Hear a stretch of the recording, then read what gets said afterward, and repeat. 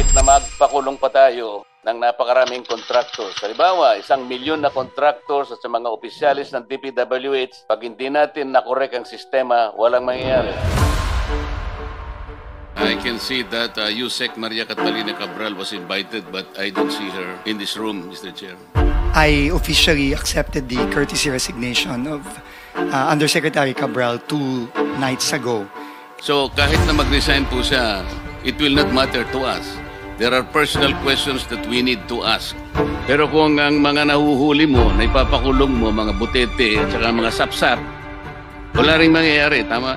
Tama po. Kailangan Tama malalaking isda ang mahuli natin. Tama po, Mr. Chairman. Kailangan po ninyong makita yung kabulukan ng sistema. Kaya po kanina nalulungkot ako sapagkat wala dito si Yusek Cabral. And everything else starts from the planning services sa opisina ni Yusek Catalina Cabral.